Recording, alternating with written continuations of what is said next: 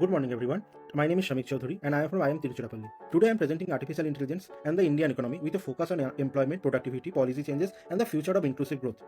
The main point of this slide is that AI is not just a technology trend for India. It affects labor demand, wages, productivity, industrial upgrading, policy, service delivery, competitiveness, and inequality. Since India is a both service-led and a labor surplus economy, AI can become a growth multiplier, but it can also deepen labor stress and inequality if policy is weak.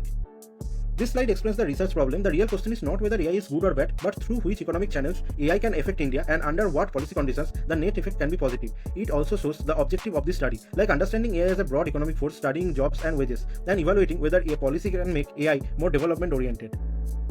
This slide gives the conceptual framework. First, AI is treated like a general purpose technology like electricity or internet. Second, under task-based economies, AI changes tasks inside jobs rather than removing all jobs at once. Third, under skill-based technological changes, worker who can use AI benefit more. And fourth, diffusion economy tells us that if AI stays concentrated in the top firms, the whole economy will not benefit equally.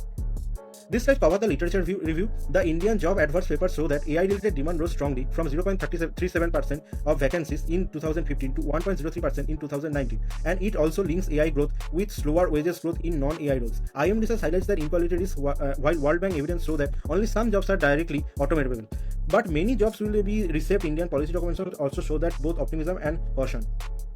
This slide shows India's current AI starting point, India's strong AI talent, rising enterprise adoption, and a strong digital ecosystem. At the same time, it faces major constraints like limited advanced compute, weak funding for large-scale model training, uneven adoption, and hardware dependence. So India's challenge is not about adopting AI, but build AI pathway that fits its own strengths and constraints.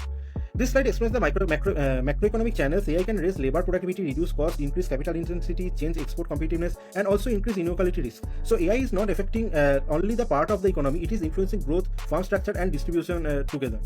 This slide is about employment, wages, and labor market segmentation. India already has a strong youth employment pressure, and AI is likely to affect routine entry-level white-collar work the most. So the labor market may become segmented. Top-end AI-capable worker gain more, middle worker face wage pressure, and gains on the bottom depend on how far AI spread into informal and low productivity sector.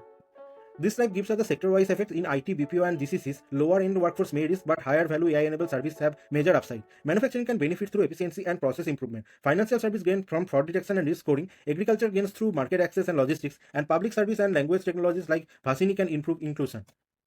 This slide brings together policy changes, risk, and future trends. The India AI mission shows that India's active policy depends through compute, data, skills, startup support, and governance. But important risk remains, like joblessness, productivity growth, rising inequality, regional concentration, compute dependence, and weak diffusion to MSME. The likely future is selective automation, broad augmentation, and job restructuring.